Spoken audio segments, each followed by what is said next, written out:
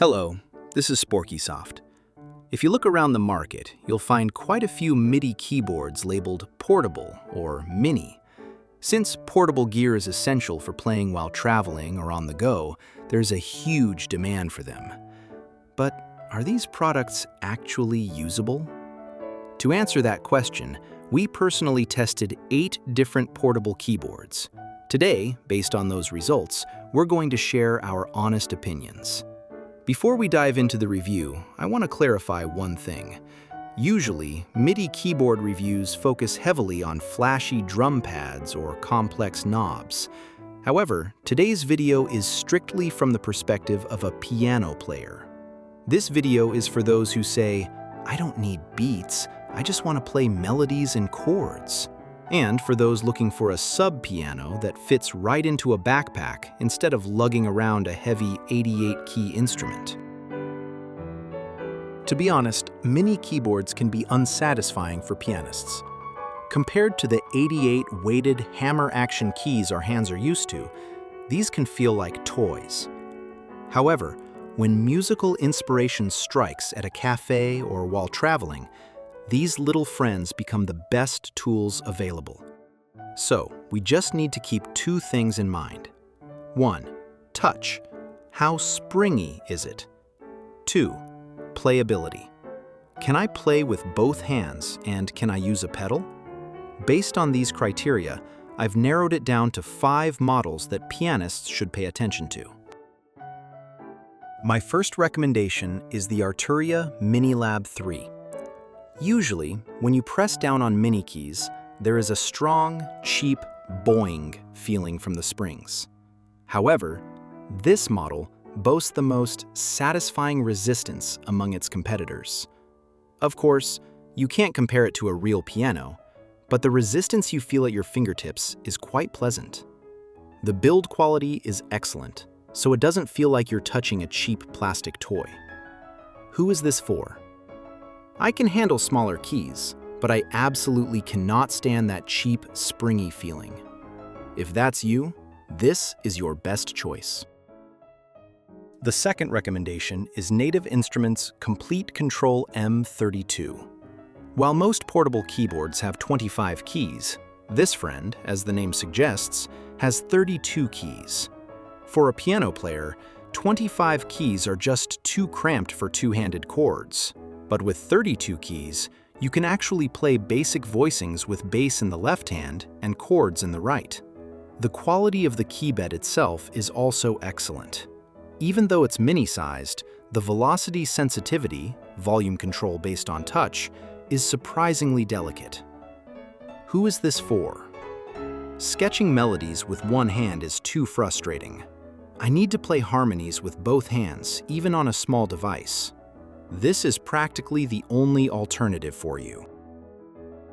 The third recommendation is Novation's Launchkey Mini. The life of piano playing is, of course, the sustain pedal. Fortunately, this product clearly supports a sustain pedal port. The key travel depth might feel a bit shallower than the previous 2 models, but the portability is overwhelming. It fits right into the front pocket of a backpack. Who is this for? If you travel often and want to keep your bag light but absolutely need a pedal when you play, I recommend this. Fourth is a brand that pianists really love. It's the Korg Micro-Key Air. Unlike the products introduced so far, this friend has a powerful weapon. It supports Bluetooth MIDI. Do you use a tablet PC, smartphone, or laptop for sketching ideas? You don't need to dangle messy USB cables or adapters. Just turn on the power and it connects wirelessly. Once you experience this clean setup, it's hard to go back. Plus, true to Korg's reputation as a synth powerhouse, it features their Natural Touch mini keyboard. The ratio between black and white keys is excellent, so your fingers are less likely to get tangled when playing chords or fast runs. Who is this for? Even connecting a cable is annoying. If that sounds like you, I highly recommend this. The last one is for those who prioritize design and portability above all else. The CMEX Key Air. This product boasts a sleek aluminum body, reminiscent of a MacBook, and is incredibly thin. The biggest advantage is that these are not mini keys, but full-size keys. The physical size of the keys matches a standard piano, so you don't need to adjust your finger spacing. Also, despite being so thin, it includes polyphonic aftertouch, offering great expressiveness. However, the key travel depth is very shallow, like a laptop keyboard, so it can be hit or miss. And there is one fatal flaw. While the wireless connection with iPhones and iPads is perfect, Bluetooth connection with Android devices is very unstable. It can disconnect or have severe latency. So, for the sake of your mental health, if you use an Android phone or tablet, please avoid this product. Who is this for? I only use Apple devices, and I need a pretty, full-size keyboard that slides into my bag like a book. You might be wondering, why isn't the most famous Akai on the list? The Akai MPK Mini is a great product, but from a pianist's perspective, the key tension is quite stiff. It's solid for tapping out beats, but playing smooth melodies requires a bit too much finger force. Think of it as specialized for rhythm making rather than playing. Then what about the Akai LPK25 Wireless? This model supports Bluetooth MIDI, offering the clear advantage of a cable-free setup. It's also slimmer because it lacks pads. But to be brutally honest, the key tension is similar to the MPK Mini. It feels more springy and light rather than sticky, so if you expect a delicate touch, you might be disappointed. Okay, have you chosen a keyboard you like? But before you click buy, there is one crucial fact you need to know. Sometimes people panic after buying one, asking, "Huh? Why is there no sound when I press the keys? Is it broken?" All the products introduced today are MIDI controllers that do not have built-in sounds. They are not instruments that make sound themselves, but rather remote controls that send signals to other devices. So, you must connect them to a computer, sound module, or your tablet or smartphone to generate sound.